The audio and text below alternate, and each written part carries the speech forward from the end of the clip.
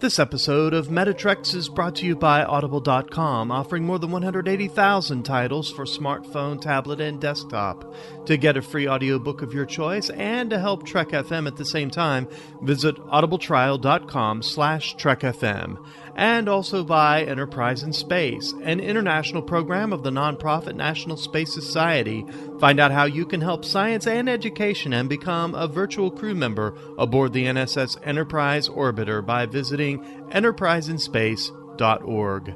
Want to join the conversation and share your thoughts on this episode? Join the Babel Conference, our listeners group on Facebook.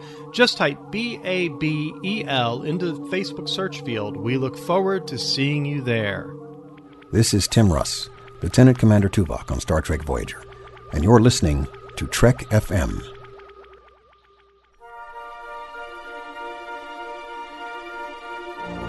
There's no greater challenge than the study of philosophy. My philosophy is that there is room for all philosophies on this station.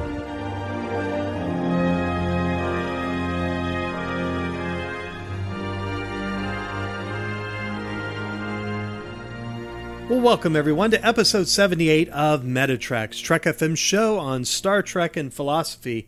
My name is Mike Morrison, and with me, as he always is Zachary Fruling. Zachary, I could not be any more excited than I am right now at this moment, because today we're going to be doing something that we have not done in our previous 77 shows. We're going to talk today about new Star Trek. We are discussing Star Trek Discovery, the first 2 episodes. I'm excited, Zachary. How are you doing today? Wait. We talked about Star Trek Beyond. That was new Star Trek. What are you talking about? Don't blow it out of proportion. This is the first Star Trek. We just sat in the turbo lift, literally. For the first time in 12 years, we are adding, literally as we speak, new canon to the Star Trek franchise. We are expanding our Prime universe with this all-new series that takes place 10 years before our beloved TOS, Kirk, Spock, and McCoy. I mean, how can you not get jazzed up about that, to say that we've done that before? We did that for the Kelvin timeline, but not Prime Universe Star Trek. You know, I think I'm still too close to it. So you have had a chance to rewatch both the first episode and the second episode twice now, you said, yes. Right? I have not had a chance to do that. I have watched them each exactly once. And I feel like I'm still very close to it. It's still very new. I'm still processing it. So I think it's a challenge in knowing exactly what this new Star Trek means for us here in the real world, what it means philosophically. I think given that we're just getting to know these characters, we're just getting to know what will become the themes of the show, we're getting teased in a way because the first 2 episodes of Discovery, not to give away any spoilers, but if you want the spoiler, here it comes, are kind of a red herring. Their backstory, their setup for what will become the rest of Star Trek Discovery. So given that, I feel like at best we have kind of a vague, ill-defined, abstract notion of what the themes of the show will become and what its relevance for today is and what its relevance philosophically is. You and I have a long list of potential things that we could draw out of these first 2 episodes, but they're all, to me, feel like they're really tentative interpretations, given we've only seen these first 2 episodes. We don't really know what's coming. We haven't got to know the characters. We don't know how the storylines are going to tie together. So I feel like our interpretation, while insightful as always, will still be highly speculative. I think you're exactly right. And that's what I find really fascinating about what they've done here with this. This is kind of a prologue to the actual series that we're going to get beginning next week. I mean, we have Star Trek Discovery, but we didn't really see the Discovery. It wasn't even mentioned within the confines of the first 2 episodes that we saw. And so what they did was they go back and they tell a backstory. And I've even heard some speculation that, once we get to the actual series next week, we're going to fast forward in time for 3 years or to near the end of the 4 years war with Klingons. So I liken this to, what if we would have started Voyager by going back and showing how Tom Paris got messed up with the Maquis and ended up in the New Zealand penal colony. So if you can just imagine Voyager starting there with Tom Paris and the penal colony, before the penal colony, that's kind of what we've gotten here.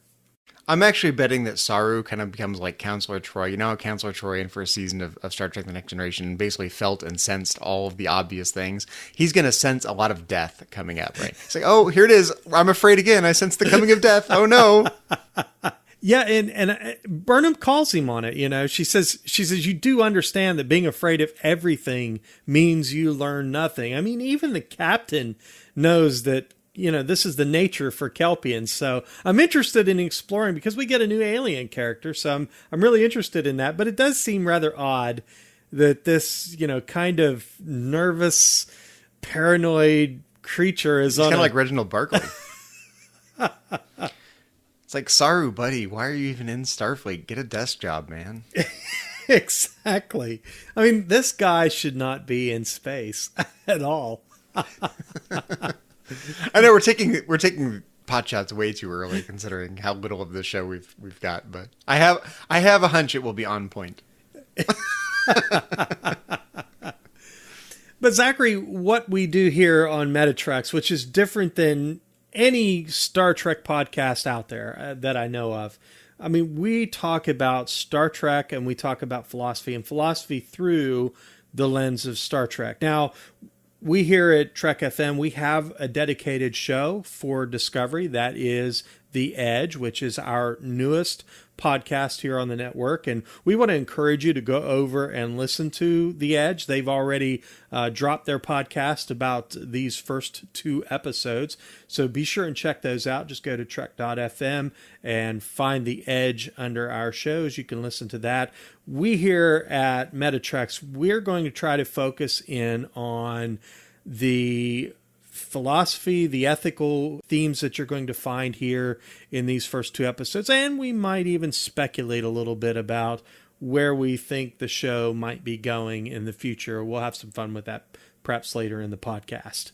Well, Mike, diving in to start talking about Star Trek Discovery in earnest here, I think the undeniable brute force fact of Star Trek Discovery, the backdrop against which the entire series, at least the first part of the series, we don't know what's going to be happening in a few years if the show lasts that long, but right now the backdrop is one of an impending state of war. We're at the brink of war with the Klingons, maybe even potentially technically at war with the Klingons by the end of the first 2 episodes. We haven't really discerned that officially. It seems at the end of the episode, it seems like Michael Burnham basically admits to having started a war, and gets punished for it. But, so I guess the question for me is, okay, if that's the backdrop, if this is a state of war and that's supposed to have relevance for today, what relevance does this have to our current geopolitical situation? What's the key sort of core analogy that Discovery is making with the state of the world today? And this, we're no longer in Enterprise land where we're talking about the post 9/11 world.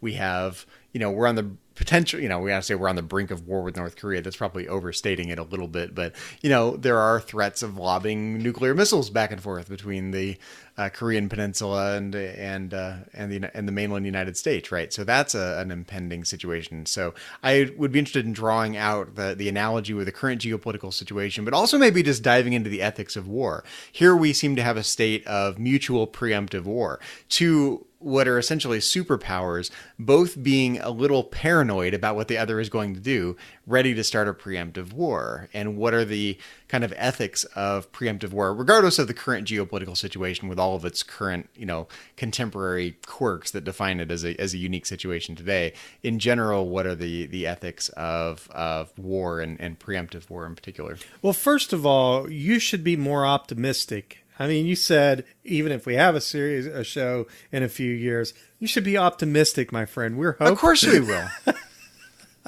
The future is hard to see, in all fairness, right? The best we can do is kind of reason by analogy, project based on past events, right? We've got a handful of Star Trek series that have gone 7 seasons, one that's gone 3, one that's gone 4 seasons. So it's hard to discern how long this one will go based on the past, in all fairness. Come on. Don't give me a hard time for that. You know that's true. I speak the truth, man. I'm like Saru. I speak the truth, and I've been bred to sense the coming of cancellations. Well, let's hope that we get an order for a second season. I think that's already happening. That's been announced, right? I mean, so maybe not officially announced, but kind of unofficially discussed. Yeah, but no official announcement. So we'll see what happens here with this first season. And don't accuse me of being like Saru. I'm more optimistic than he is. Fingers crossed. But that's what I find so smart about the writing. Getting back to your point, Zachary, it's what I find so smart about the writing is it's difficult to say, and probably only Brian Fuller, who we know wrote these first couple of episodes. I mean, it literally was his hand that wrote them, and possibly some of the other writers that are in the writers' room really know what they're drawing from currently to kind of flesh this story out. So I think it was really well written in that I think it's all a matter of perspective. I mean, you can watch this and you can get a number of different interpretations as to what they might be drawing from. I mean, it could be the current political landscape here in the United States, those that are pushing for something that's more multicultural, something that's more global, and those that are really holding fast to this idea of Americanism, nationalism. What I really don't know is the timeline of development of Discovery. Like, how much had these stories been defined, say, a year ago versus now? Because now we're living in the Trump era, right, with all of its connotations, for lack of a better word. So what I don't know is to what extent, and like the North Korea thing has become a current situation that was not really, it existed, but it wasn't as amplified as it is under Trump, a year ago. So, are these stories like the Federation versus the Klingon Empire being willing to fight a preemptive war, ready to fight a preemptive war? Is that a direct analogy for the say the current situation with North Korea? Is this notion of say Tukovma with his quasi messianic unification power, trying to think how to describe this. Like, he's going to unify these houses, right? We have a situation today that is politically diverse, right? There isn't political unity, there's political diversity and disagreement and disjointedness. And you could argue that our country is an analogy for the state of the Klingon Empire that we see in Star Trek Discovery, right? We have warring houses, maybe not in the nobility sense, but at least in the political sense, where we kind of need someone to unify us. And I think a lot of people would identify that. Like, we need to be a little more unified as a country, right? That's what Tukovma is saying. We need to be unified as a people. We need to unify the houses. It's kind of like Braveheart, unite the clans. So you could argue that the Klingon Empire is an analogy for our political situation in the United States with a need for a strong leader. Now, there's a negative spin on that. Like, right, there's the Trumpian kind of leader, the one who's willing to, potentially willing to lob nuclear missiles at another country, right? That's the kind of negative interpretation of a strong leader. And then there's the, kinder, gentler interpretation of a strong leader that can really genuinely unify people and create some sort of solidity amongst people that have these seeming differences. So I don't know if Tukovma, for example, is an analogy for President Trump or not. It feels like that character was in development a bit before these Trumpian events over the last many months. That's my hunch, is that this was probably in development a bit before that, and where if you try to go that direction, you're reading a bit too much into these characters. On the other hand, there are some interesting parallels with today's events, and maybe that's just a happy accident that as world events unfold, what was already in place in terms of story development and character development has now become an even better analogy for the things that are happening in the world today that were only hinted at or glimmered at a year ago. There are a lot of different hermeneutical spins on this, I think, that we could take. And again, that really is indicative of smart writing, I think, to flesh a story out that can really be applied to a lot of different situations. I mean, that's always been the thing about Star Trek, I think, that has made it the institution it is, and has allowed it to continue to really speak to our world and the situations in our world and our day-to-day lives for the past 51 years. So, really hats off to Brian Fuller, to the writing team for what we've seen so far. And I'm really hopeful for things to come. But I think that this is really quintessential Star Trek. And I think that this will be relevant 50 years from now, should it endure. I see a lot of similarities between what we saw here in these first two episodes with what we saw in the last iteration of the Kelvin timeline Star Trek.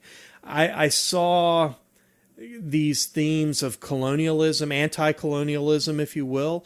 The very first words that are spoken at the beginning of the Vulcan Hello, T'Kuvma is saying they're coming atom by atom. They will coil around us and take all that we are. And that really sets the tone for at least his pushing back against the Federation. What you call your outermost borders, we call too close to our territory, to Klingon territory. I mean, there's a lot of that anti-colonial, and they're going to. There were words thrown around like purity.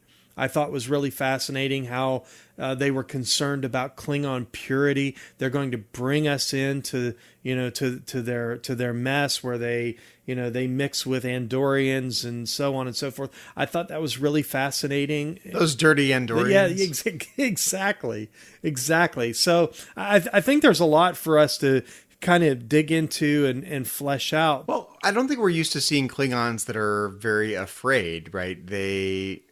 They're almost like bring on the fight, right? Especially in the Next Generation and Deep Space Nine, right? We see very warlike, confident Klingons. Here we see Klingons that I think are a little more, I don't know if fearful is exactly the right word, because they're not like cowering in fear. They're ready to go fight, but they don't particularly want a war with the Federation. It sounds like they want the Federation just to go away, and the Federation is encroaching and they're not happy with it, maybe even afraid of it. And of course that leads to this situation of potential preemptive war on both sides. But I don't think we're used to seeing Klingons reacting out of fear. And I think that's the strongest analogy that I see with the geopolitical situation today with us in North Korea. We've got us thinking the leader of North Korea is kind of crazy and ready to lob missiles somewhere. From the tweets and the propaganda that are published on the North Korean side, they think President Trump is kind of a crazy person willing to lob missiles over at them, and everyone is afraid of the other side. And it seems like that's a very strong analogy with what we see in Star Trek Discovery so far. But I think that's new because we're not used to seeing that variety of Klingons that are acting reactively out of fear that way. See, I disagree with that just a little bit. I think we have seen these type of Klingons before. Star Trek 6, I think we saw these types of Klingons. And honestly, I think that this in many ways informs how we got that type of Klingon in Star Trek 6. I think that this tells us something about the inner workings of the Klingon heart and the Klingon mind. Perhaps, Zachary, that bring on the fight mentality is really born out of fear.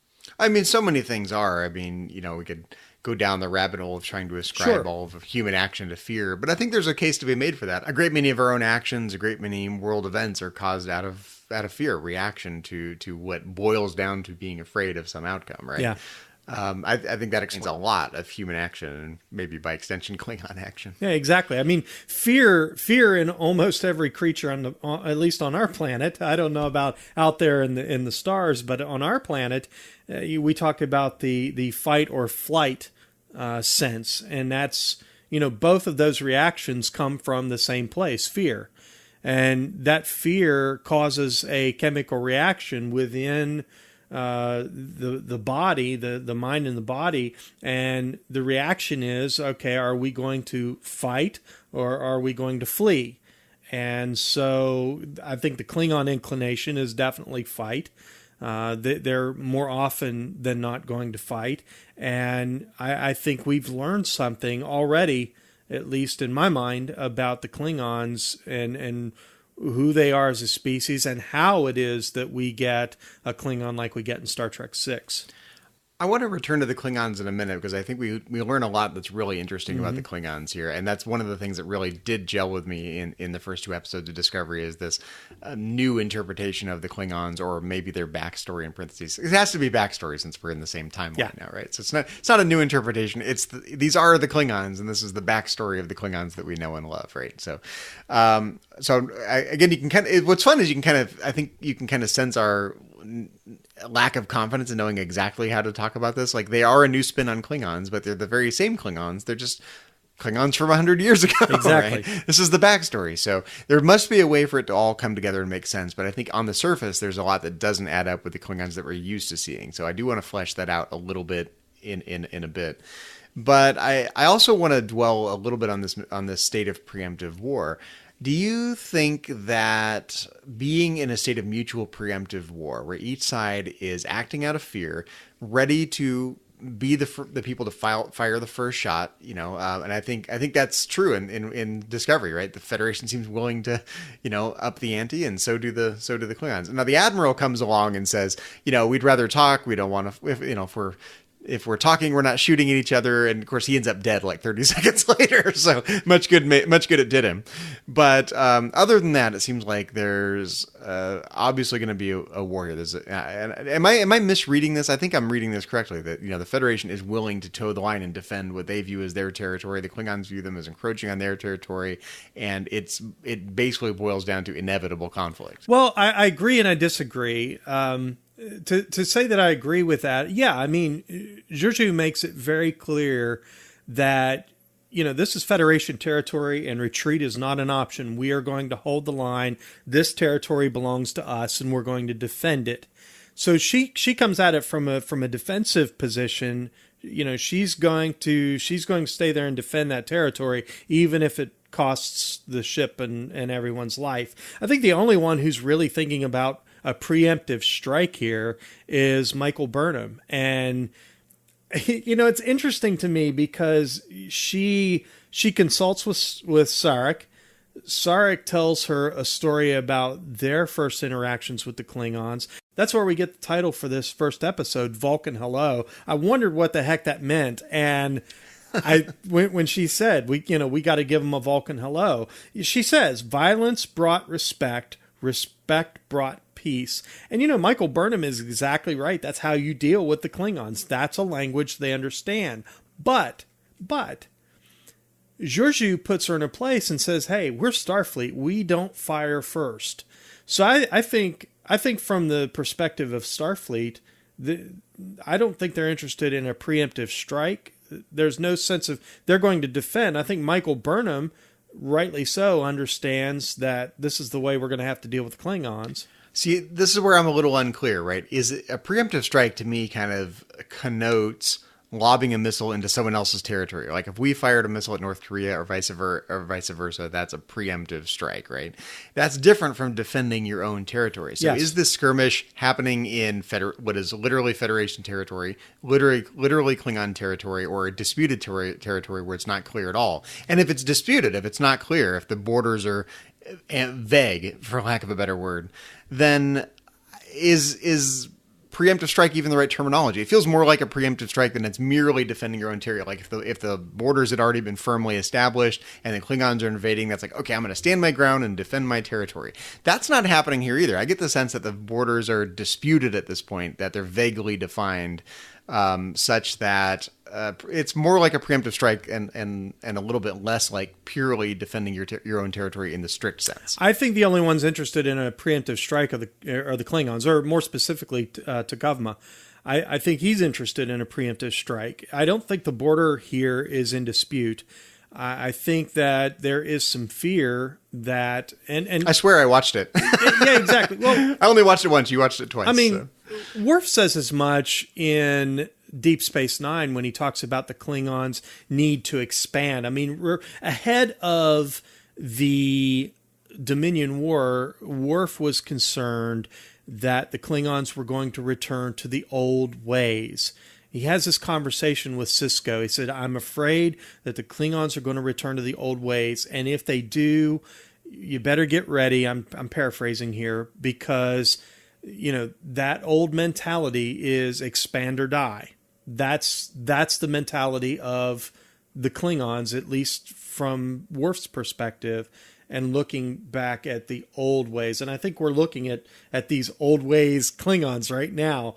These Klingons are concerned, I think, and a lot of times we project our own thoughts and our own feelings on to other people. I think the Klingons, or T'Kuvma more specifically, is concerned that the Federation is expanding. And so what you call your outermost borders, we call too close to Klingon territory. So he's going to push back. The frontier is pushing back. And I think he's interested in uniting the clans, uniting these great houses against the Federation to push back before they come in and pollute their Klingon purity. So a couple of things. In that situation that you described, again, whether it's a preemptive strike or defending one's borders, I don't think it's totally clear which situation we're in based on what we see in the episode. I could see it being interpreted either way.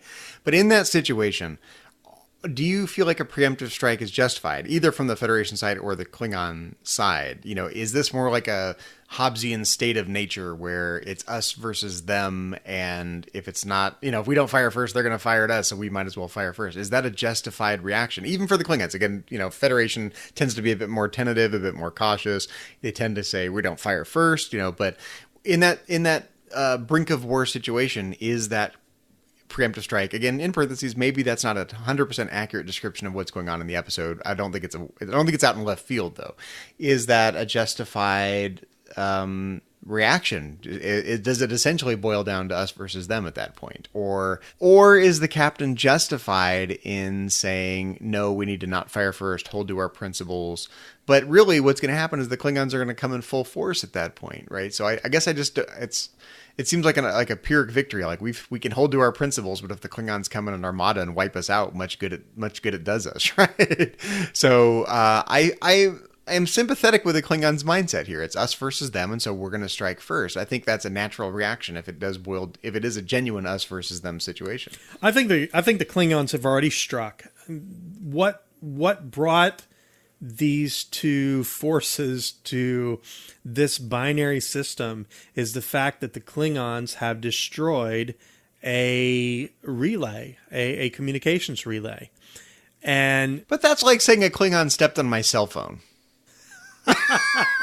That's not a first strike. Come on. Well, I don't know, because I say that half jokingly, but that's not like wiping out a planet. That's like we took out a communications satellite, right? There's a difference in scale there. I think that T'Kuvma lured them there, and they speculate that as the bridge crew kind of has this conversation, Saru and Michael Burnham and the captain have this conversation, and they're speculating as to what's happened to this communications relay. And the conclusion is that this communications relay was sabotaged, and the speculation is that it was sabotaged to lure them there. And so there they are. And for what purpose? An actual preemptive strike. I presume you picked up on the Sun Tzu reference inside the episode, the quote, all warfare is based on deception, and when you're able to attack, you must seem unable. I thought one of the most interesting aspects of this, again, I don't really have the question to whether preemptive war is justified. That's purely a speculative question on my end. I don't think I have a great answer to that. But I do appreciate the depiction of the gamesmanship of war in this situation, right? The Klingons are being deceptive, luring the Federation in. They're going to try to, react by, taking this explosive device and having the Klingons, retrieve it with their dead. And, this kind of the gamesmanship of war is a fascinating game. It's like one big chess game unfolding. Yeah. I by the way, I love the Sun Tzu reference in there. Sun Tzu was a pre-modern age general who gave us probably the most widely read book on war there is, and that is The Art of War. So I love that they kind of stuck that in there. It essentially boils down to don't lose the war, to put it, do what you have to do. Yeah, exactly. exactly. No, it's a little bit Machiavellian. It's a little bit of Sun Tzu. It's, there's some game theory involved here, like this. If everyone's trying to deceive everyone else, what is the correct course of action? If you can't rely on what the enemy is doing before your eyes, if there's inherent deception in what the enemy is ostensibly doing, how does that affect your own reactions, and what should you do? Because you can really go down like Data does, like, we know that they know that we know that they know that we know that they know, right? You can overanalyze this gamesmanship of war. At a certain point, someone has to decide, am I going to shoot or not? Well, to me, that felt so very original series. I mean, I really felt at moments like I was watching something that really was spawned out of the original series, because that's the type of scenarios that we got so many times in the original, and the Next Generation did it well too. But trying to guess what the Romulans are doing. They did that all the time in the Next Generation. Exactly. Except instead it's always of a game of Romulans, chess with them, right? We're dealing with the Klingons again. Doesn't Riker say that it's always a game of chess with them? It's always a game of chess with them. Absolutely. That's what we're seeing here with the Klingons. It's a game of chess with them. Right? And a great game of chess it is. I mean, these two great leaders, and I think T'Kuvma is a great leader. I think that although we only get 2 episodes with her, I think Captain Georgiou is a great leader. You don't think T'Kuvma is like a great cult leader? No, I'm serious. I think of T'Kuvma as being kind of like a Klingon messianic restorationist figure. Like, he sees that Klingons have devolved into warring houses, 24 warring houses that don't agree. Everyone's focused selfishly on his or her own honor, his or her own house, and he wants to unify them. It's like, come with me, follow me, and drink the Kool-Aid. I really feel like he is a great leader, but not maybe in the most positive sense. It strikes me as very kind of culty restorationist-y. I think you're right on the money, and Commander Burnham refers to him as a Klingon messiah, and even to a false messiah, right? He is not Kahless, like the Klingons' actual. But messiah he does say that lore, Kahless right? is reborn in him. Just like a great many cult leaders sure, do. Absolutely. Jesus is born again in me, right? Yes. That's a common refrain. It's like, I am Jesus reincarnated. Okay, you're a cult leader. Like, second someone says that's, like, you're a cult leader. Right? And that's essentially what T'Kuvma is doing. He's essentially the Kahless cult leader. And what we get, Zachary, at the end of Battle at the Binary Stars is a martyr for the Klingons to rally around. Yeah, you're right, but that's kind of despite Michael Berman's admonition not to make him a martyr.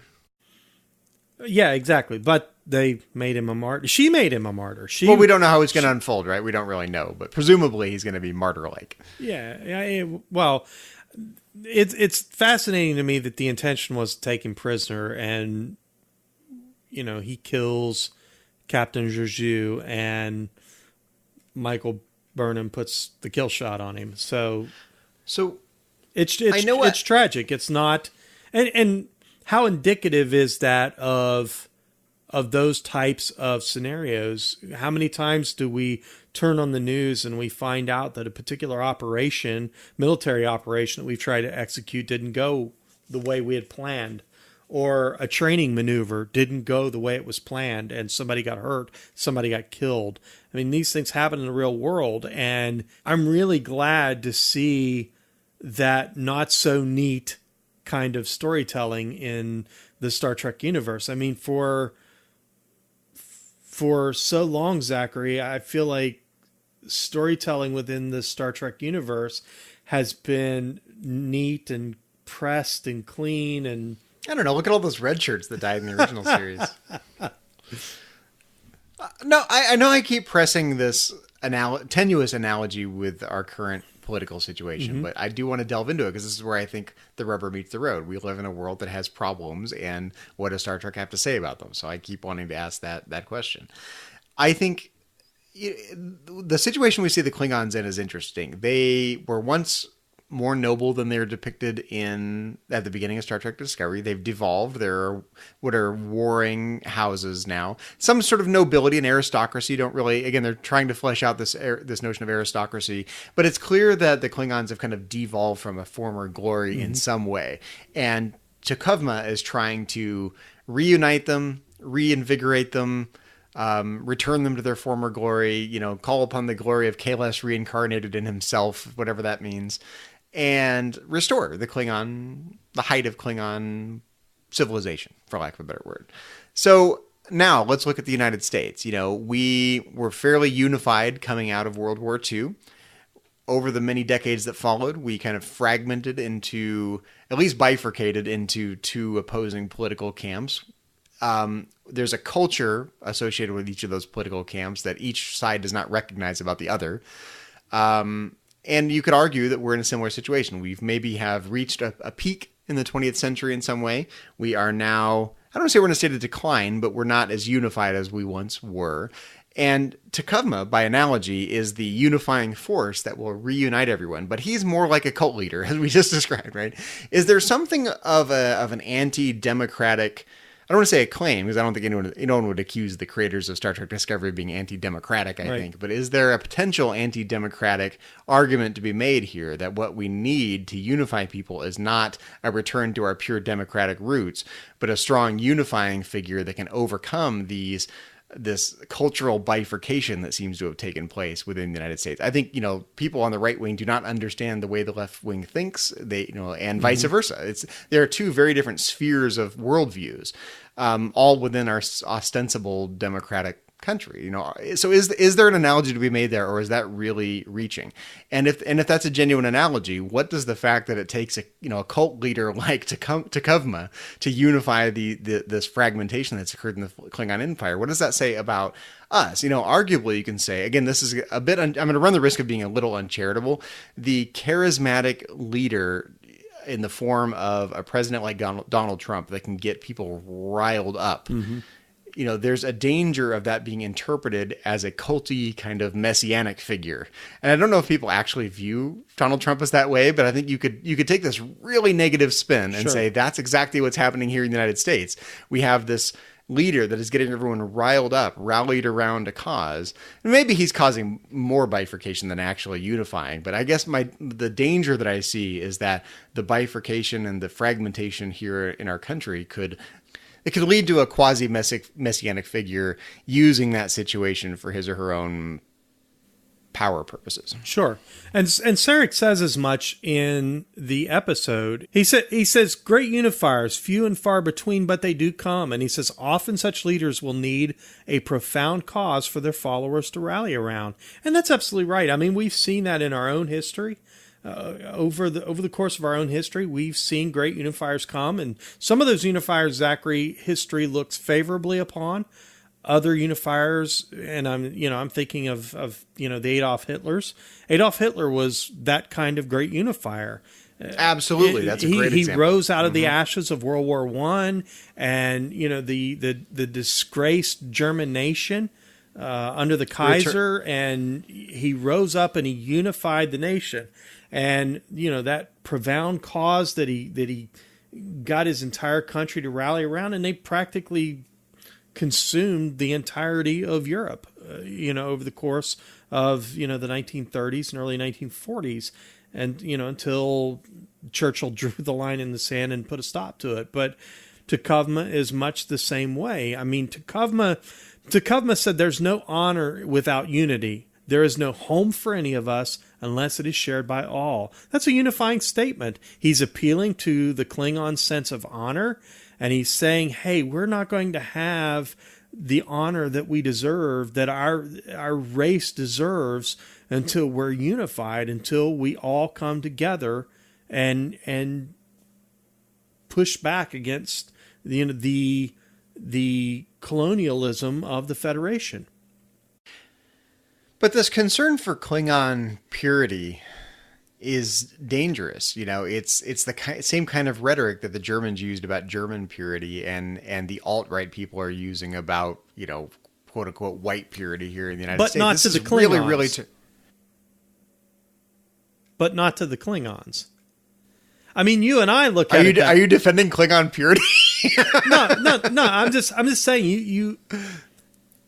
I mean, you and I can look at it that way, but to the Klingons... Yeah, sure. Well, to the Germans it looked that way. To the alt-right it looks that way. To the Klingons it looks that way. I guess the fact that people don't see their own racism in their own face. These are Klingons being racist. Sure. Like Klingon purity, German purity, alt-right, white purity. It's the same old thing. Yes, it is.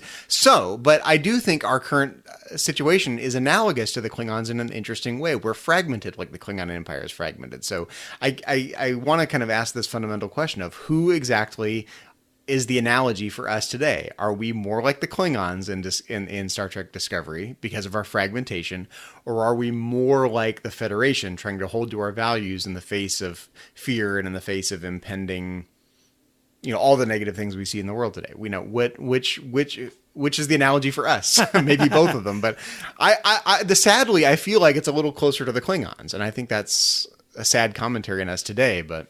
That's fascinating because, Zachary, quite frankly, I see it as a 50-50 kind of proposition. And if you frame this in, this kind of debate over multiculturalism versus nationalism, I think here in the United States, we're divided. I think it's 50-50. I think we quite literally have 50% of our nation that very much would like to emerge into a global, multicultural, kind of no borders sort of world. I think that's very arguably the world we see in Star Trek. The world we see in Star Trek, absolutely. Right. But then you have, and I do believe it's about 50% that are pushing back, saying, no, it means something to be an American, and Americans died for the rights that we have, and so there's this 50-50 divide. You see it maybe a little more 60-40, I don't know, but I see it as 50-50, and I think that is very analogous. I think rather what we see in these first two episodes is very analogous to that. I can totally picture Takuvma screaming, "Build the wall, build the wall, build the wall." Right? This is not a leap. We're going to build a wall. Exactly. We're going to make the Federation pay for it. How do you say build a wall in Klingon? We're going to make Starfleet pay for it.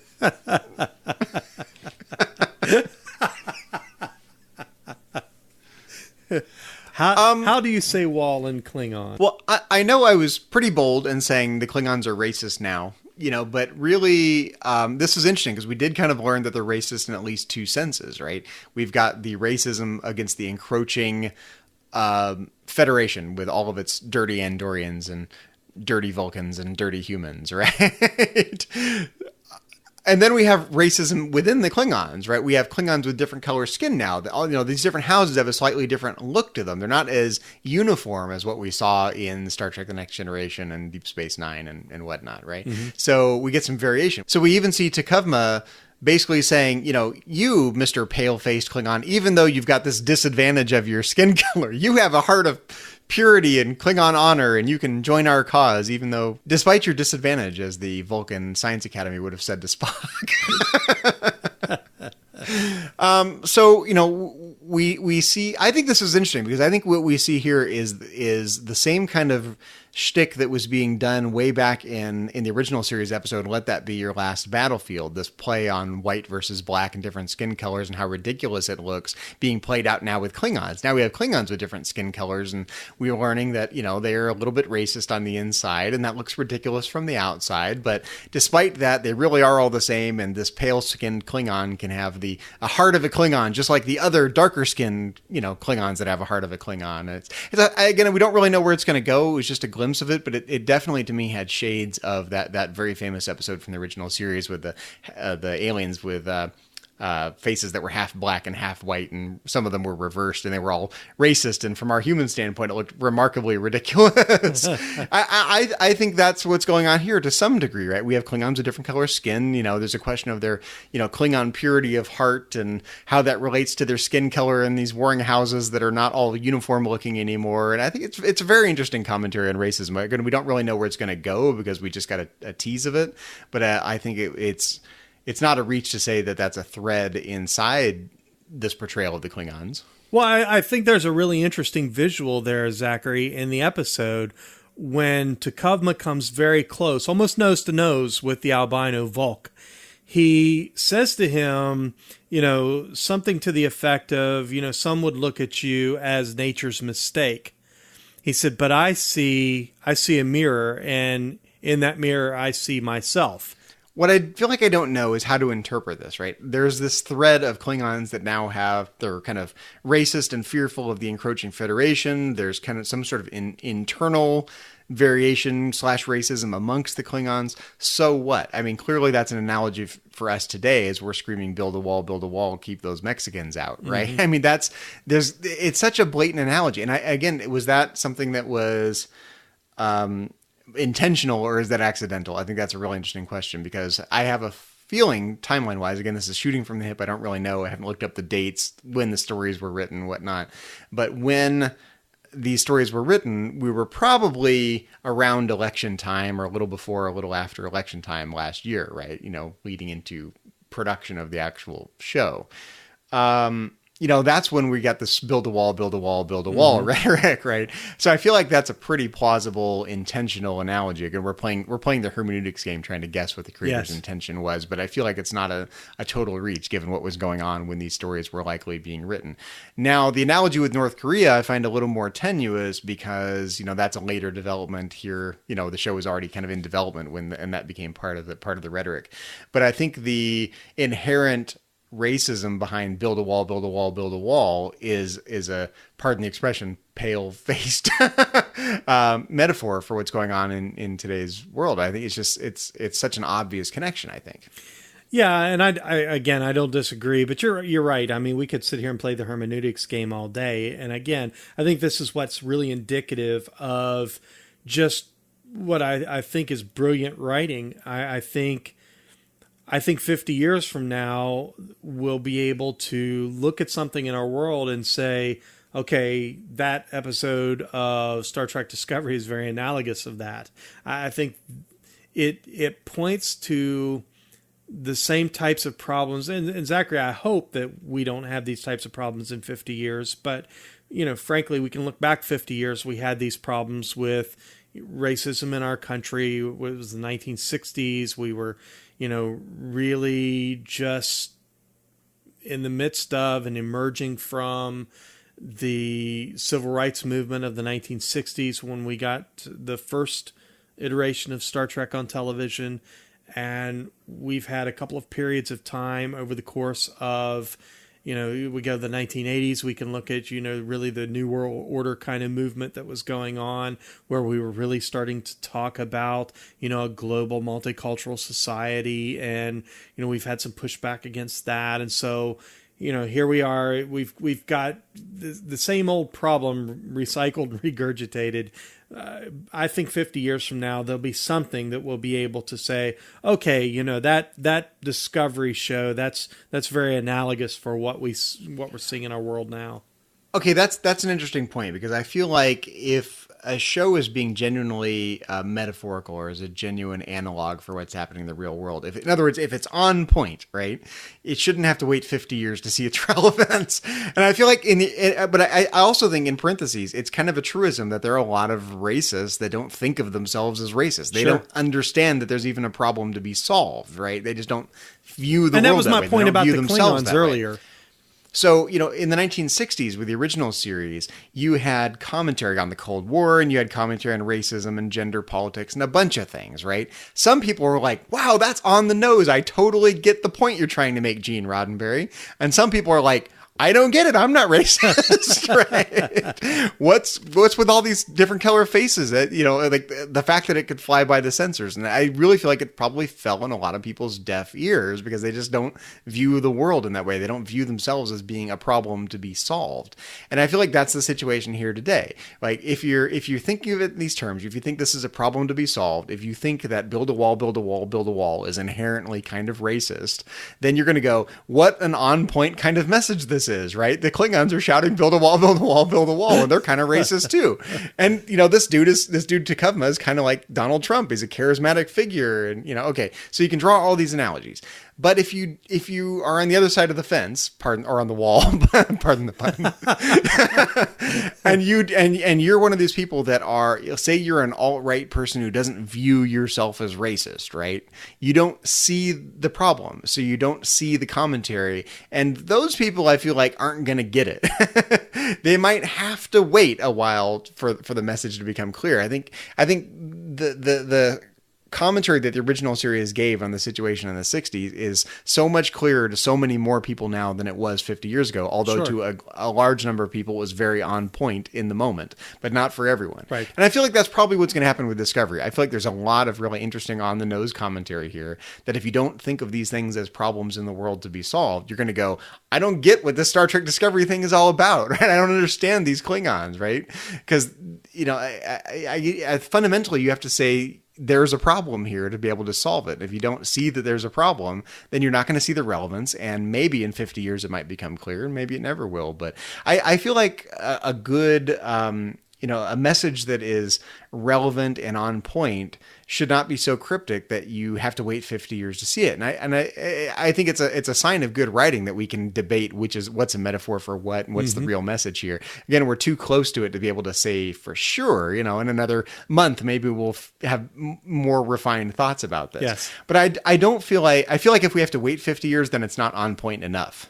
Yeah. And Zachary, it occurs to me that really is why so far, what we've been given in these first 2 episodes is so very Star Trek.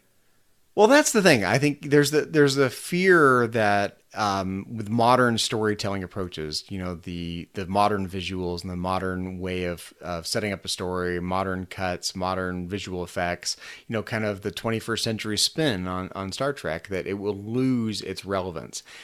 I don't think there's a danger of that. I mean, we have a list of, 20 things that Star Trek Discovery in its first 2 episodes could be a metaphor for here in the real world. And I feel like, again, I don't want to be mean to anyone, but I feel like if you're not getting some of that, you're missing what already missing after 2 episodes, what Star Trek Discovery is all about, right? So if you're listening to this and you're worried about Star Trek, think about all of the problems in the world and all of the things you're seeing on screen and try to draw these lines of connection. You'll see this is a very intelligently written show.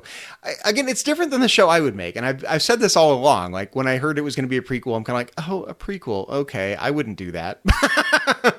And that's still kind of my gut reaction. Maybe like I would like to, I'm always a forward looking person. I would not have done a prequel. I would have gone forward a little bit, but I do feel like the prequel situation with the potential war with the Klingons here is a good analogy for our potential war with North Korea. And so it's incredibly on point.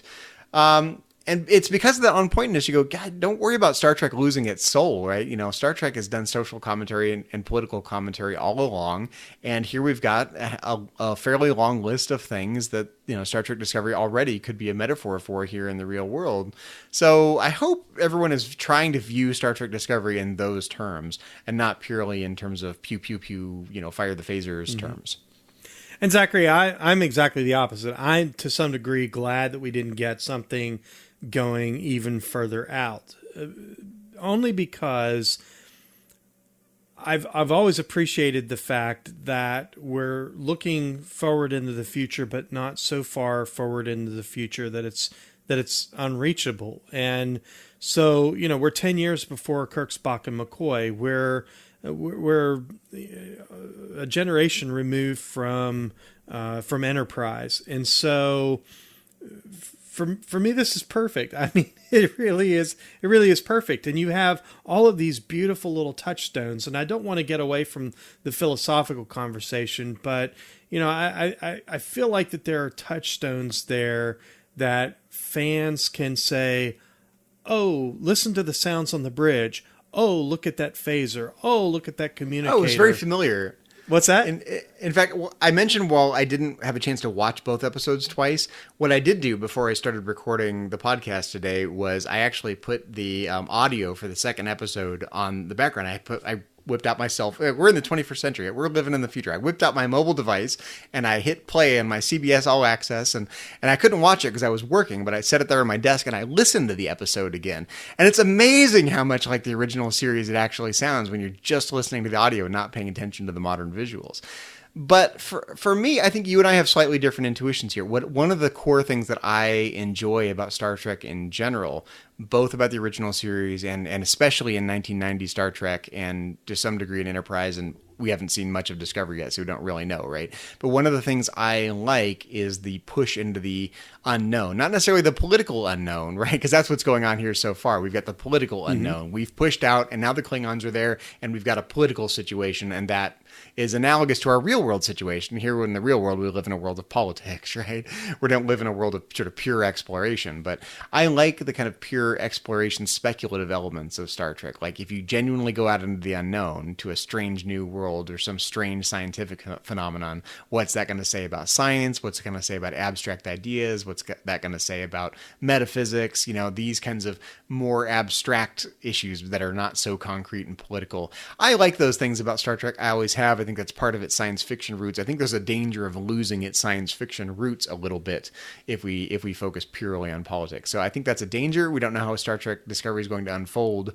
And, you know, this was partly my philosophical temperament. That's why those things are why I became a philosopher. I didn't become a philosopher because of political philosophy. And some people do. Some people really get attracted to philosophy in general out of the political philosophy and out of these concrete ethical situations and applied ethics. And that's not me. You know, that's other people. If you're one of those, we love you. That's not me. So I really get off on the more abstract areas of philosophy. And I like that about Star Trek, that Star Trek draws attention to those things. And I think there's the more relevance we have politically, the more there's a danger of losing our abstract cognitive faculties as we think about what Star Trek says about philosophy. Yeah, I just appreciate these touchstones, and I think that we're surrounded. One of the characters, he's injured. He's supposed to go to sick bay. He stumbles into the brig, and this isn't sick bay. Yeah, and he says something that sounds very familiar. You know, basically he says, you know, what are we doing? We're Starfleet. We're supposed to be explorers. So why are we fighting? That sounds very familiar to me. Hello, Jonathan Archer. that was some of his own struggle, and I'm glad they bring that into Discovery, because as an Enterprise fan, that's a touchstone. As a original series fan, that's a touchstone. So I think there's some familiar touchstones there for fans and for the new fans that have come in. And I know I've gotten completely away from the philosophical discussion. I promise we'll get back to it.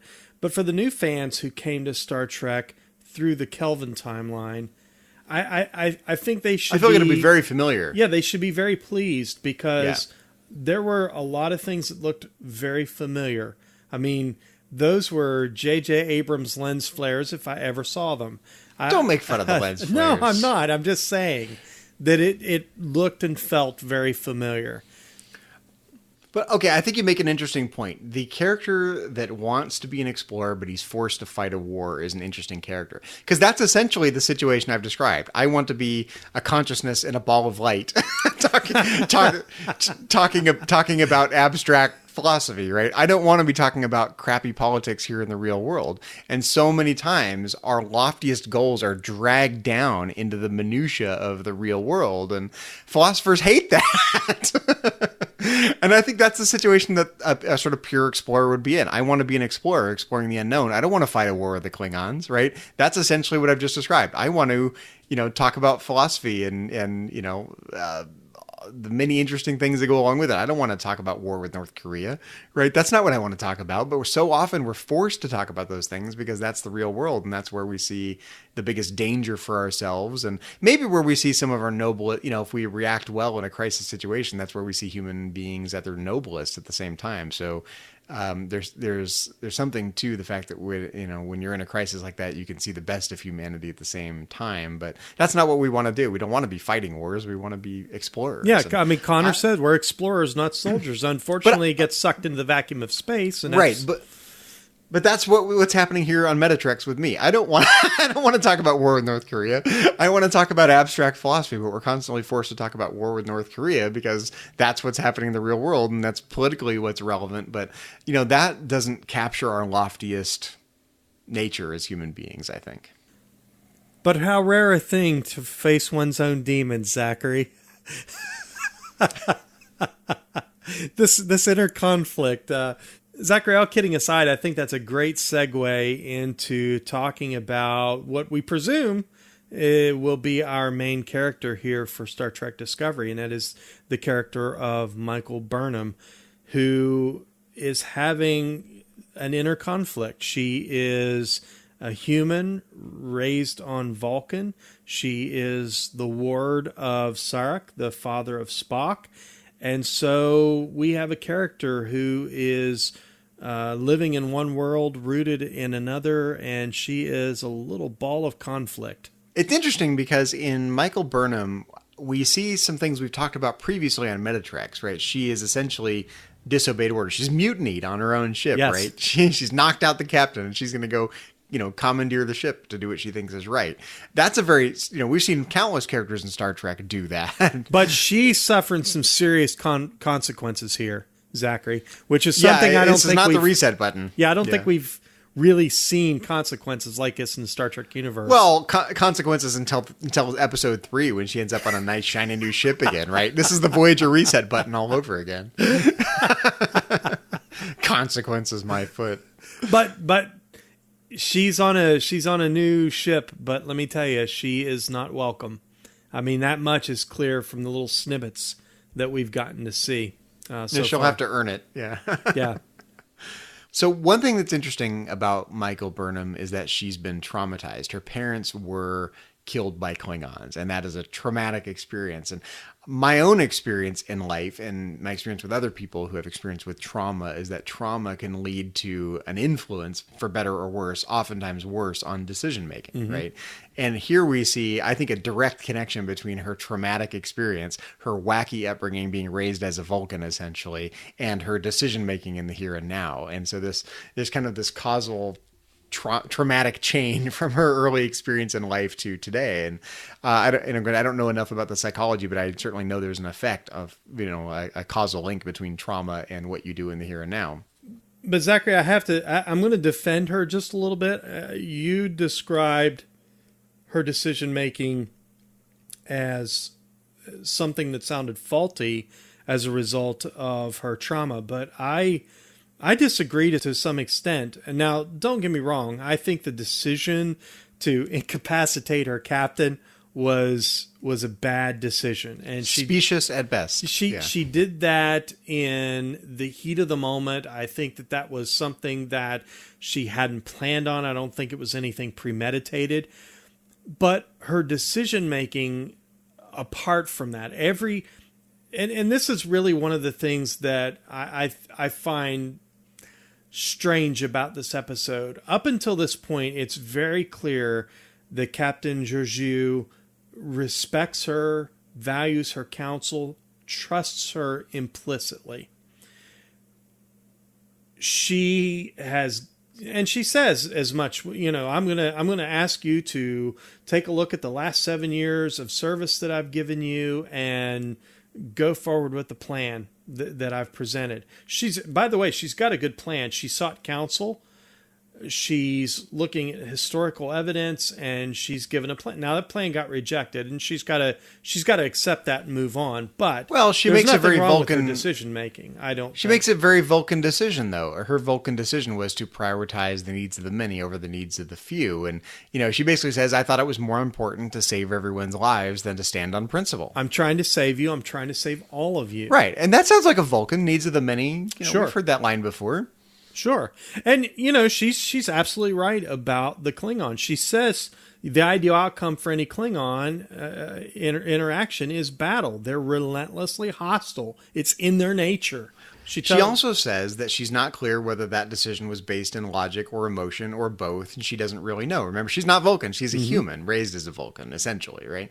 So, but I think what is plausible is that there is this emotional undercurrent to her that's driving her decision, that she's going to as a result of her Vulcan upbringing, try to justify and couch in terms of logical decision making. But really, it's all driven by emotion. I think that's a totally plausible interpretation of what I saw. Well, she has this this long distance call with Sarek. Sarek. Well, they have this long distance mind meld and a long distance call. Yeah, they had both.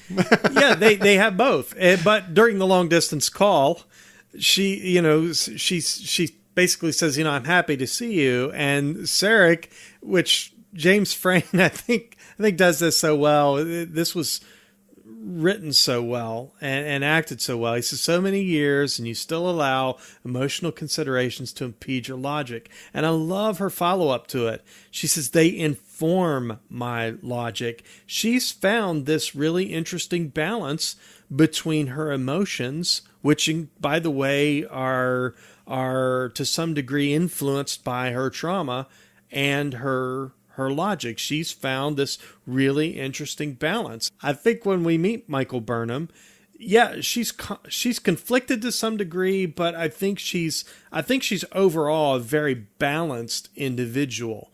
But in the heat of having her recommendation shot down, she really does what Spock does in Star Trek II, except she does it to her captain, whereas Spock knocks out McCoy so he can save the ship.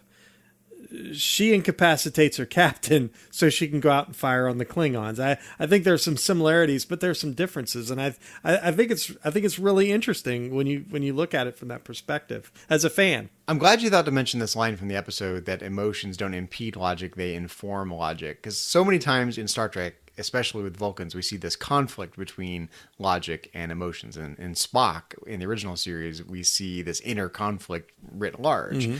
But really, if you're going to reason well, like say what she does with the brig, right? She's going to reason her way out of the brig by setting up this deduction problem for the computer to solve, and realize that there's only one inescapable conclusion for her to get. I love that. Wasn't that Captain Kirk?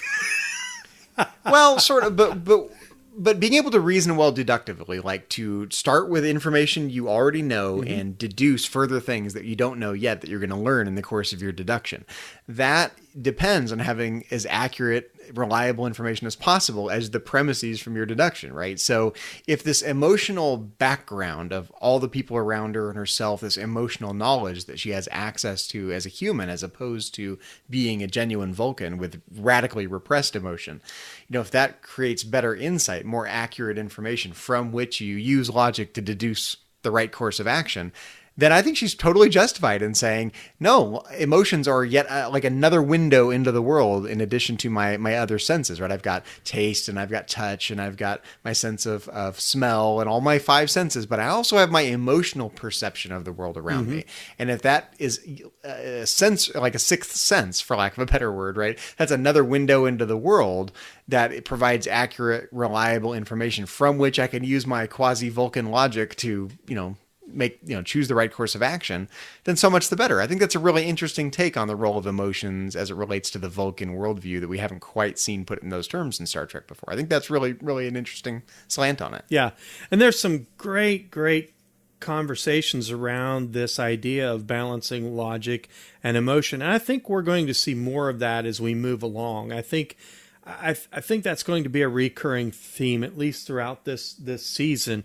When we get one of these little flashback scenes, the young Michael Burnham is basically having a meltdown during a quiz or a test, and she's crying. This young girl is crying, and she apologizes to Sarek. Sarek says to her, when emotion brings us ghosts from the past, only logic can root us in the present. We get these great little conversations. Sarek challenges her, talking about how rare it is to meet one's own demons in the flesh. So he recognizes that inner conflict, and he kind of confronts her, with it to deal with it. And I like that. I think we're going to see more of that, this finding a balance between logic and emotion. I think that it's something that we have seen in the abstract in other iterations of Trek. I think we're going to see it really laid out in a very plain, simple way throughout Discovery. Well, I think when we've seen Sarek in the past, he barely recognizes the existence of emotion, right? Mm-hmm. Here, I think we see a much stronger willingness to recognize that emotion is at least a thing, if not for Vulcans, then for Michael Burnham. You know, he's kind of thinking about these terms. It's a brute force fact of reality that you can't ignore, right? Vulcans try, they repress it, they do all these countermeasures against emotional countermeasures. I love it. Vulcans do emotional countermeasures, for lack of a better term. But here we at least see that he recognizes emotion exists, that there is this internal struggle, and denying that is not wise. And I think that's different from the Sarek we've seen before. It's more nuanced, it's more subtle, but it doesn't really jive with Sarek as we know him, I think. Yeah, I think you're right. But as you and I talked in the Turbo Lift before we got started, I think that we have an opportunity here to learn some things about Sarek. I think perhaps that will inform a greater understanding of his character. I think the relationship that he had with Spock, there's been some speculation that Spock might make an appearance here on Discovery. I don't know, and frankly, I don't care. What I do care about is this opportunity that we have to learn something about Sarek. I think that will inform us as to who he is, and I think to some degree the relationship, the conflict that he had with his own son. So do you feel like we're rehashing old Vulcan territory? I mean, we know that Vulcans struggle with logic versus emotion. You know, they either repress it or they ignore it or they struggle with it. You know, this is not new territory, I feel like. So what are we learning about the human condition based on this particular portrayal of the Vulcan worldview as opposed to the human worldview and the inner conflict? Like, I don't feel like I learned anything totally new yet. Again, we've only seen 2 episodes and the character's just being introduced, right? I haven't learned anything new yet about the human condition based on this portrayal of Michael Burnham.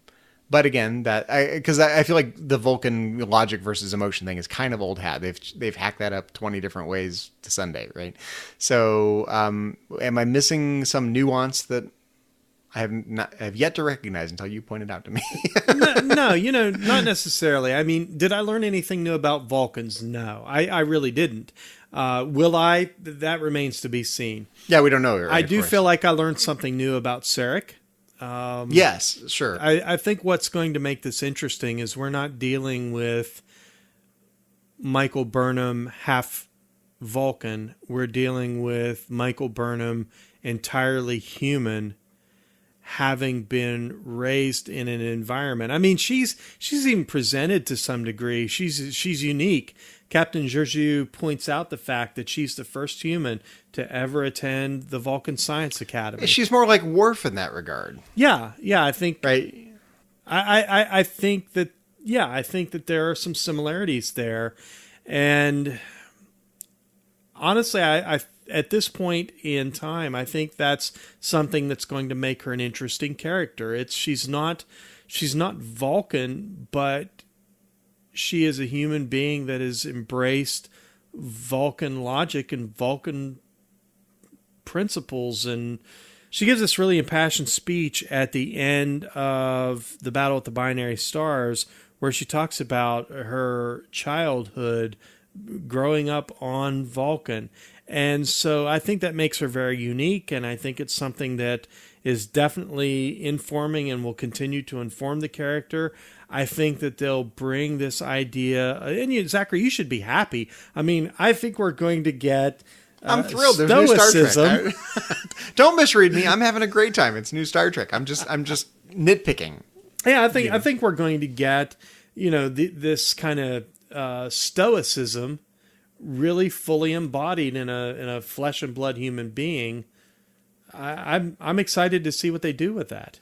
I said to my wife when we were sitting there watching it in its first run when it was live on CBS, how diverse this crew is. This is not just a female captain, but she is an Asian female captain, and I thought that was really great. I love the fact that Star Trek has not only continued with this idea of women in the captaincy, but they brought an Asian main character in. However, they killed her off. So this is not your father's Star Trek. We took a main character and we gave 2 episodes, really 1 episode, but 2 episodes here to really start to get to know this character, and then we killed her off. Now, I'm confident that we'll get to see Captain Georgiou again in some flashbacks, but we're going to be introduced to a new captain, and that is the captain of the Discovery, Captain Lorca. Now, I read a really interesting article in which the showrunner, Aaron Harberts, had a conversation with the Hollywood Reporter.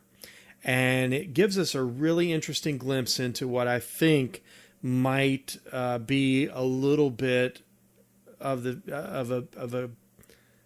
just a snippet into what I think the future of the show might look like. He says, quote, "If Georgiou represents the absolute ideal version of a Starfleet captain, which is to say she has the moral authority given her by Starfleet, Lorca represents the situational ethics that come into play during times of desperation and war. During times where sometimes the rules don't apply when it comes to matters of life and death. He exists in a very gray area, and he's almost a captain that could only exist in this context. And in fact, context is a very important thing for Lorca. He believes that context is what should decide actions." End quote. Zachary, that to me raises a whole other host of interesting ideas. I guess I just don't, I don't, we haven't been introduced to the character yet, right? So I don't really know what that means. I have a hunch that if you take context too strongly, you run the risk of ignoring general principles and how they apply to the context. He could be a captain that's vilified to some degree. I mean, I'm totally speculating. He could be something more like Benjamin Sisko, or he could be something more like Maxwell. We just don't know. Yeah. One thing we do know, this is not our father's Star Trek, so it's pure speculation. But you mentioned a minute ago, you mentioned that you were impressed with the diversity of the cast, and I don't mean to pick a fight here because I really don't have an iron in this fire in any way, shape, or form. But do you feel like I feel like maybe that if diversity is a concern in terms of the diversity of the crew, were they risky enough in doing that? As I look at the geopolitical situation here in the world today, we've got, let's build a wall to keep those Mexicans out. We've got possible war with North Korea, and we've got radical Islamic terrorists, right? Those are our kind of 3 holy unholy trinity of people we like to be afraid of in this day and age. Again, kind of in irony quotes, right? this is where we do you know what I'm saying? Like, yeah, I know exactly what you're saying, and I know where you're going. I guess. Well, okay. So if those are where we see the hot button issues, if I were going to be really ultra on point and relevant, I would have taken a representative from each of those 3 groups and put them on the bridge. We haven't even got our ship yet. Of course not. Now, again, I'm being maybe a little unfair. We haven't seen the full crew yet. Of course, we don't know. But do you think that that's an important thing to do for Star Trek, to continue to go out looking for, the groups of people that we don't like to like? and find a way to bring them into the fold in our casting? Is that an important thing for Star Trek to do? It seems like your emphasis on diversity leads you to think that it is. And I guess my question then is, did they and will they go far enough in that regard, if that's an important thing to do? I don't really know. Again, no iron in this fire. I really don't have an iron in this one. Yeah, I've said before, and I'll say again, I'm not in favor of bringing characters in to check a box. We do know from at least all the reports out there that we're going to be introduced to Star Trek's first openly gay character, and I assume that we'll get that introduction next week, if not next week, the week after. I'm sure that character is a part of the Discovery crew. In fact, the actor who claims that his character is the gay character, I saw him in one of the snippets from the next episode, one of the previews into the next episode. So I'm sure that's going to happen next and that's week. Totally in line with Star Trek's progressive. Sure, it is. Increasing inclusiveness over time. Sure, right? it is. Encompassing a wider and wider set of people that could potentially in the past have been disenfranchised. Yeah, absolutely. And, to answer your question, I think it's important in that representation matters. And so when you look at, for instance, a Middle Eastern character, a Latin American character, I think that there's definitely room. Will they do it? I don't know. It wouldn't surprise me a bit, but if they're doing it just to check a box and say, oh, look, we have a Latin American character. Oh, look, I think that would be a huge mistake. No, I think that's an unfair characterization. I'm not saying just to do it to check a box, but I'm saying, if you're looking to, if part of the goal is to be inclusive, not to check a box, that's not the right connotation. Right. I don't know. And I don't know a better I'm not connotation. saying that's the point you're making. My point is that go looking for the hottest hot button issues you can find and find those people. Yeah. Not to check a box, but to make sure that you're hitting the on point, not the easy to like hot button issues, but the hottest hot button issues. Yeah. Absolutely. And I think over the course of the series, I think just the same way Deep Space Nine, for instance, pointed back to the civil rights movement of the 1960s within the character of Captain Sisko, I think the writers of Discovery will find clever ways to not just point into our present, but also point into our past, through the characters and through their stories.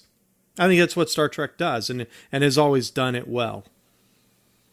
Yeah, and it's tough because when you do that, I think the phrase you used, again, kind of half jokingly, is check a box, right?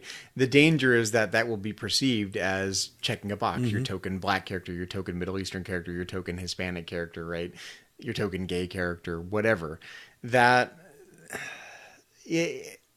It's tough because you want to intentionally be inclusive, right, in your casting choices, right? Mm-hmm. Star Trek, you wouldn't be Star Trek if there wasn't some attempt to do that, I think, right? You would be missing the historical influence of Star Trek along these lines if you didn't do that. You'd have to be blind not to see that Star Trek has had a mission like that all along. On the other hand, you still want to tell a good story. It still has to be good fiction. You still have to cast the right people for the roles, right? So there's a kind of just, a middle ground between, being as inclusive as you can, not checking a box for its own sake, still telling a good story and casting the right people for the roles, and how it all shakes out. No one's going to be happy. I think that's maybe, I don't know if I really have a point here other than, not everyone will be happy with it. Because there's no perfect way to roll the dice in that regard, right? You don't have an infinite number of roles. You can't include everyone and everything. You have 6 or 7 main characters, and you've got a certain kind of story you have to tell, and you're going to try to be inclusive. And at the end of the day, you're going to end up with 6 or 7 people you ended up with, and that's the end of the story, and leave it to the future Star Trek series to do something different. So, but again, if that's part of Star Trek's role, then why not find the hottest hot button issues and put those in? I think that would be, it's an interesting point. I think if geopolitically, those are the hot button areas in the world, build a wall around Mexico, keep those Islamic terrorists at bay, and let's go fire missiles at North Korea to, vastly oversimplify it, then why not, be inclusive in those directions if that's geopolitically where the hot button issues are? Absolutely. And that's where we have to I don't think that's about casting the right actors. I think that's about having the right people in the writing room. And I will say that based on what I've seen so far and what I know of the writers who are working on this series, I think they do have the right people in the writing room. And I'm really excited, Zachary, again, based on what I've seen and what I've read and, all the inclinations that I have going forward. I'm just really, I guess in way of final thoughts, I'm coming away from these first two episodes really encouraged and really excited about the future of Star Trek and where Discovery's going to take us. Well, okay, one thing I think is interesting, and again, we can talk about particular forms of inclusiveness all we want, but I actually think that culturally things have changed. When Deep Space Nine first aired, it was a big deal, like an African American captain, on a Star Trek show, Yeah. right? Or, wow, that's innovative and new, right? We've never seen that before. Oh, we said it right in the episode. It's about time. Yeah, look at how much progress we've made. When Voyager started, a woman captain. Look at how much progress we've made. I feel like we've actually evolved to the point where we can just take for granted that a person of color or a woman or both can be, captain of a starship, and that's not even worth commenting on because it's so obvious at this point that could be a thing, right? Right. And I think that we forget how far we've actually come. The fact that in itself is not really comment worthy. I mean, we spent the whole episode barely. We're mentioning it now, but we're not really commenting on it, right? We're commenting on the fact that we don't need to comment on it. I think that's an amazing commentary on how far we have actually come, despite all the challenges in the world. Well, and it all started with a passing comment. I mean, it wasn't even a main point. It was just a passing comment, that I made, just a quick observation that really pointed to the fact that it's difficult for us to gauge the diversity or inclusiveness of this iteration of Star Trek based on these first two episodes. Yeah, I mean, we haven't even seen our ship yet. But we haven't met our captain yet.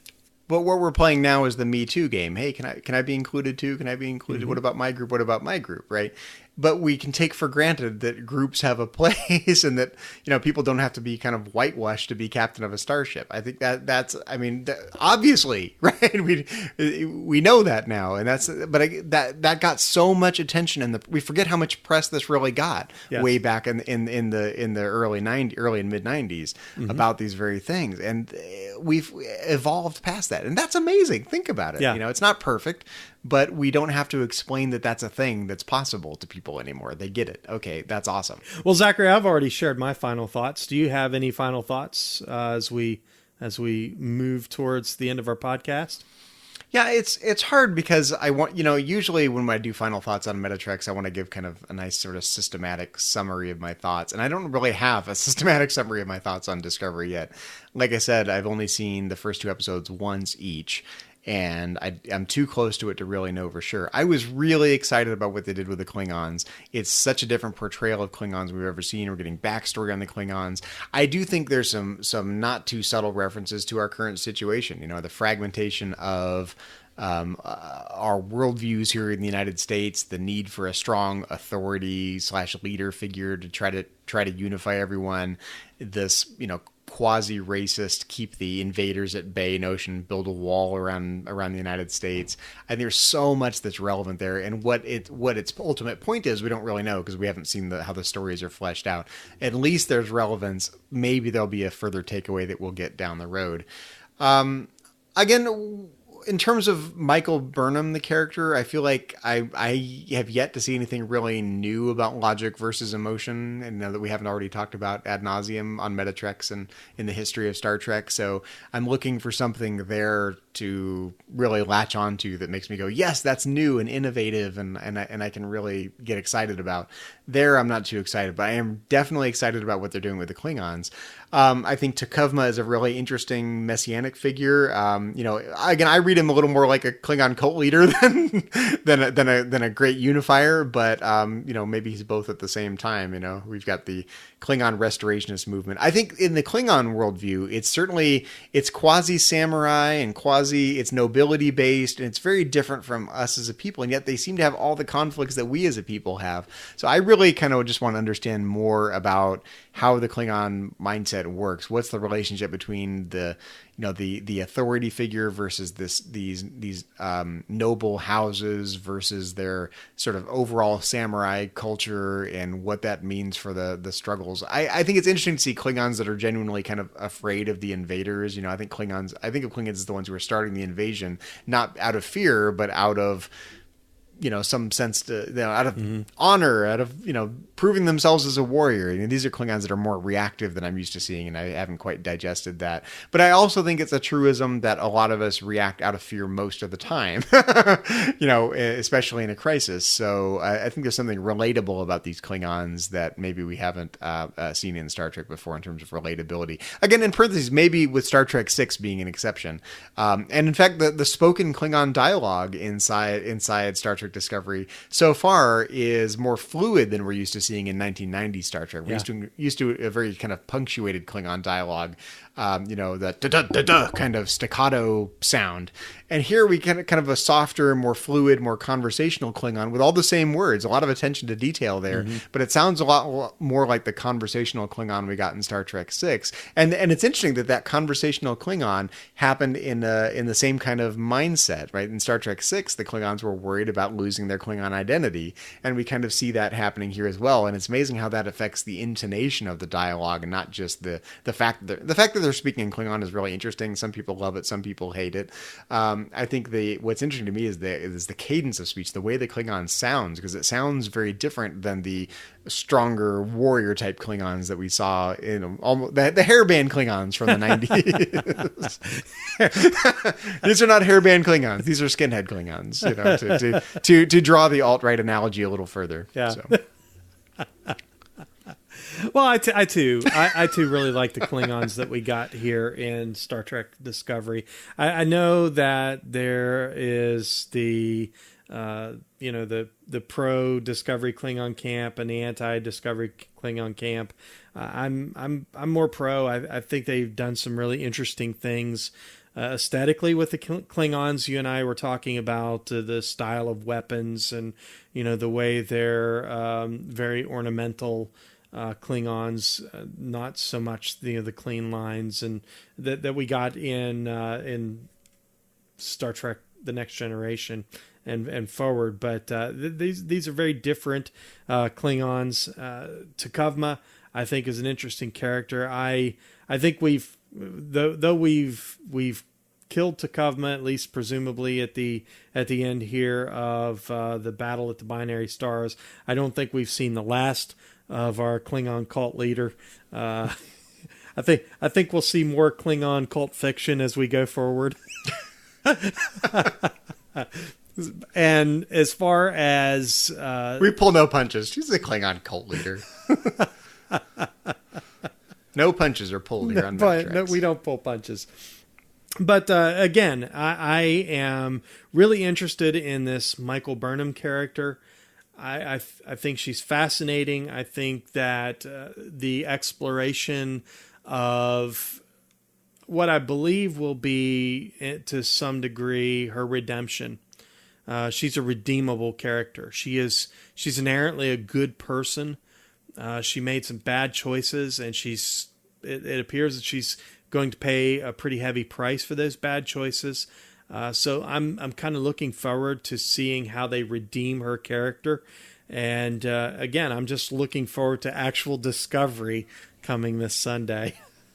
Well, the theme of redemption is if anything is a universal theme, the theme of redemption is, right? Everyone's made bad decisions and needs some redemption in some form. And, I have a hunch it'll be a little too close to the reset button approach to redemption. Like, no, are there actual consequences for her, or is she going to get off easy and, be hunky-dory in this new ship? We don't really know. So I do think that's one of the universal themes that we can identify in her character. But and anyone who can reason her way out of a brig is okay in my book using logic. So she's already on my good side. I still say that was very Captain Kirk. But Mike, breaking out of brigs with logic isn't the only thing we've been talking about here on Trek FM this past week. So here's a quick look at some of the other things you may have missed elsewhere on Trek.fm. Previously on Trek.fm, Melodic Treks. I really like the two Fairhaven episodes that we got. I know a lot of people are either very hot on these episodes or very cold on them. They've never bothered me. I think they're a lot of fun, and they're silly, but whatever. But one of the things that's really cool about them is we get something different in the musical field for Star Trek with this wonderful Irish-style music. Earl Grey. Well, I just noticed mine deals with all naked people. Richard! Wow! All right. Wait a minute. Oh, Justice Tapich, you're right. Yeah! Oh my gosh! I just noticed that. I was like, oh! There's nudity in each of those episodes. Well then. TVMA. Warp 5. It was a weekly thing. It was originally on Tuesdays. At some point, Tripp decided to make it a nightly thing. Or at least that was his idea, but then it went back to a weekly thing. And that sounds just like my life, because this is the type of thing where it's like, yeah, you get together every Tuesday and then you gotta wait a whole week, and at some point you're like, we should be doing this every day. To the journey! Yeah, I mean, the way that he behaves towards B'Elanna is kind of... He gets a bit creepy there. Well, he gets punched too, just like Joe Carey, so... He does. B'Elanna makes a habit of punching her staff. It's team building. It's like trust falls. It is team building. Maybe it's like some kind of exciting club. Yeah, I've been punched by B'Elanna Club. I've been punched by B'Elanna, and I'm obviously now in the inner circle. Engineering. And that's what else is happening on Trek.fm. Check out all of these shows and join the conversation about your favorite corner of the Star Trek universe and beyond. You'll find us wherever you get your podcasts. If you're an Apple user, be sure to hit the subscribe button in Apple Podcasts on the iPhone, iPad, Apple TV, or the desktop iTunes app to get the latest episodes as soon as they are published. And please leave us a star rating and a written review. If you're not an Apple user, we've got you covered as well. You can find our shows on Google Play Music, Stitcher, TuneIn, Spreaker, SoundCloud, Windows Phone, and most third-party podcast apps, and you can stream and download the MP3 file from our website or grab the RSS link as well. Well, we'd love to hear your thoughts on today's episode of MetaTreks, and there are many ways for you to share your thoughts with us. The best place to join in the larger conversation with us is in the Babel Conference, our listeners-only discussion group on Facebook. Just type Babel, that's B-A-B-E-L, into the search field on Facebook, and it should come right up. If you'd like to send us an email, you can use the contact form on our website at trek.fm/contact. Just choose Message to a Trek FM Show and select MetaTreks. That will come right to us. You can also find the network on Twitter at TrekFM and on Facebook at facebook.com/TrekFM. Well, Mike, speaking of contact information, when you're not placing a long-distance phone call back to Sarek, where can our listeners find you on the interwebs and around the Trek FM network? Well, Zachary, you can always catch me on Facebook. That's where I'm most active. I'm in the Babel Conference from time to time. You can also catch me over on Twitter. My Twitter handle is at cmichael1701. I'm occasionally on Instagram, cmichael1701 there. And you can always read my blog about my journey to publish my novel. That's found at cmichael1701.wordpress.com. And Zachary, when you're not sensing the coming of death, where can people find you on the interwebs and around the Trek FM network? Man, I'm just a realist. What are you talking about? Well, you can find me elsewhere on Trek.fm as co-host of To the Journey, Trek FM's podcast dedicated to all things Star Trek Voyager, along with my two co-hosts over there, Suzanne Williamson and Kay Shaw. You can find me in the Babel Conference if you'd like to talk about Star Trek and philosophy with me over there. And you can always follow me on Twitter. My handle is just my name, at Zachary Fruhling. That's Zachary, Z-A-C-H-A-R-Y, Fruhling, F-R-U-H-L-I-N-G. Mike, I wasn't bred to sense the coming of death or to be a pessimist. I'm just a realist, man. Oh. Don't paint me into that corner. I'm sorry, I didn't mean to mistake you as a Kelpian. Well, if you'd like to help us keep all of our shows coming to you each week, we invite you to become a patron of the network through Patreon. Visit patreon.com/trekfm, that's patreon.com/trekfm, to get all the details. Perks include early access to episodes, exclusive content, producer credits, and many more, all available through our special patrons website, Patron Zone. It requires a great deal of time and money to produce, host, and distribute these podcasts each month. We really appreciate any support you can give us, and we hope you'll join the team. Again, you'll find all the details at patreon.com/trekfm. We'd like to take a moment to acknowledge the rest of the MetaTreks team from around the network. Specifically, we'd like to thank C. Brian Jones, the founder and publisher of Trek.fm, and the most unifying leader we know. Our executive producers, Matthew Rushing and Kenneth Tripp, Aaron Harvey, our art director, Richard Marquez, our production manager, and Brandon Shea Mutala, our Patreon manager. And we'd like to give a special thank you and a shout out to our 4 associate producers here on MetaTreks. We'd like to thank Patrick Devlin. You can find Patrick under the Twitter handle at MagicDrop5. Kay Shaw, my co-host over on To the Journey. You can find her under the Twitter handle at Choco Weeble. Norman Lau, you can find Norm under the handle at Starfighter1701. And our newest associate producer, Mark Walker, who you can find in Parts Unknown, because we do not have your Twitter handle, Mark. Send us your Twitter handle, buddy. I should say, Zachary, that all 4 of those wonderful people, Patrick K., Norman, and Mark, share the title, The Unforgettable. The 4 most unforgettable people we know, next to Takuvma, of course. And don't forget to check out Enterprise in Space, a project of the nonprofit National Space Society. Visit enterpriseinspace.org to find out more and to get your seat on the mission. And check out audible.com, offering more than 180,000 titles for your desktop or mobile device. To get a free audiobook of your choice, visit audibletrial.com/trekfm. Well, everyone, thanks for listening to Metatreks, a Star Trek and philosophy podcast. Until next time, when we will once again boldly go where no philosophers have gone before. Or Kelpians. Or Kelpians, even though they don't like to because they're afraid.